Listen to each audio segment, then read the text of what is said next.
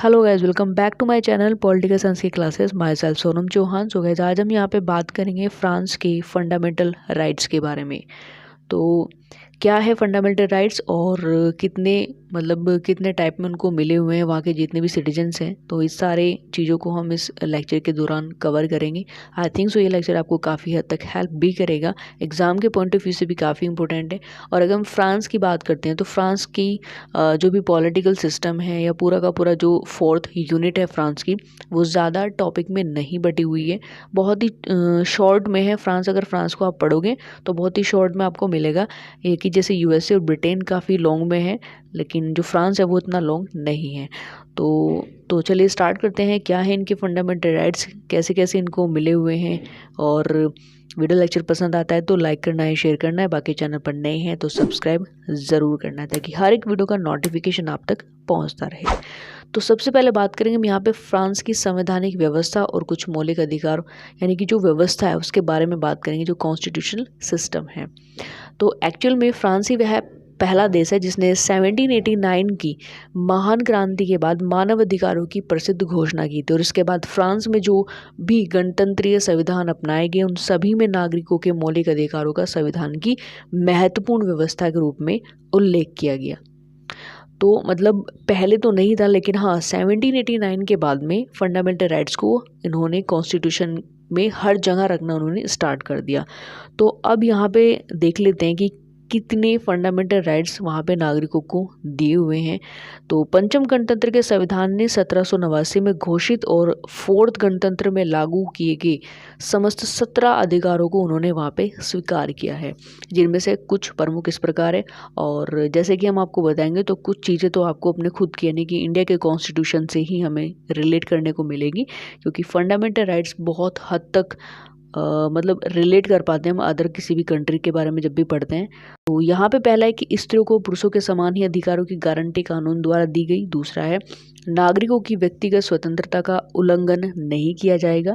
तीसरा है व्यापार और सार्वजनिक क्षेत्र में सबको समान अवसर मिलेगा और किसी का भी शोषण नहीं हो सकेगा।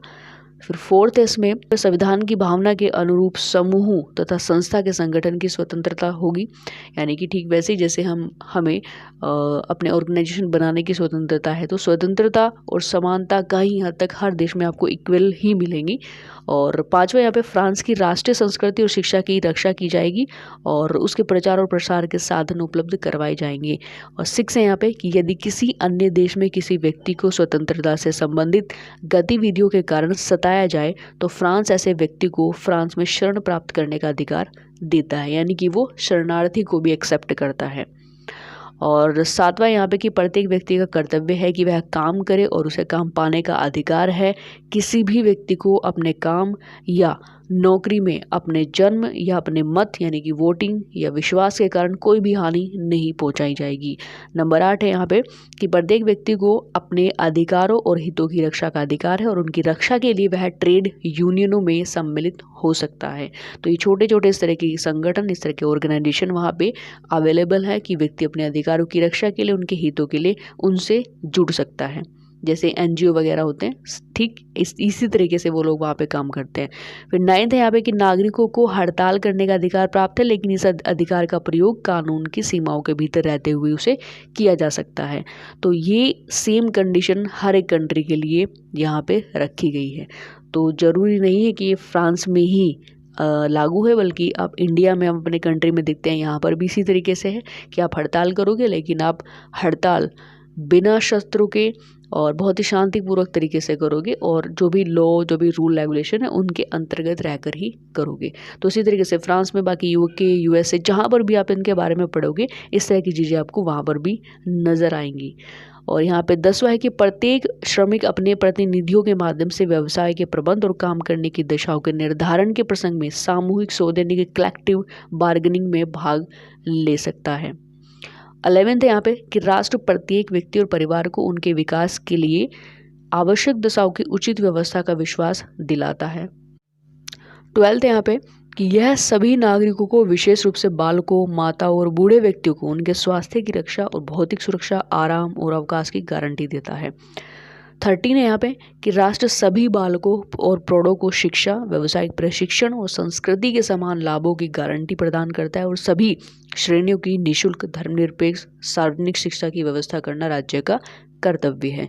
और लास्ट 14 है यहाँ पे कि अधिकारों और कर्तव्यों की समता के अधिकार, यानी कि जो इक्वेलिटी है हमारे राइट्स में, हमारे ड्यूटीज़ में, उनमें जाति और धर्म के आधार पर किसी भी भेदभाव के बिना फ्रांस अपने उपनिवेशों की जनता के साथ मिलकर फ्रेंच संघ का निर्माण करता है।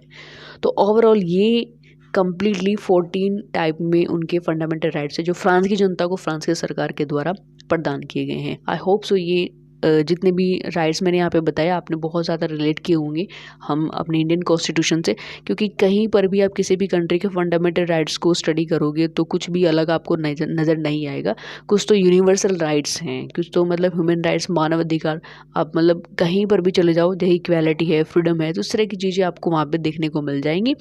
तो ये एग्ज़ाम के पॉइंट ऑफ व्यू से काफ़ी इंपॉर्टेंट है, क्योंकि शॉर्ट में अगर पूछ लिया जाता है कि फ्रांस के मौलिक अधिकारों को एक्सप्लेनेशन में लिखिए, मतलब उनको एक्सप्लेन कीजिए, तो आप बहुत ही अच्छे तरीके से एक्सप्लेन कर पाओगे बिकॉज ऑफ अगर आपने अपने इंडिया का कॉन्स्टिट्यूशन उसमें अपने फंडामेंटल राइट्स को अच्छी तरीके से स्टडी किया हुआ, आपको पता है कि आपके पास कितने फंडामेंटल राइट्स हैं और कौन कौन से हैं, तो आप किसी भी कंट्री के फंडामेंटल राइट्स लिख सकते हैं।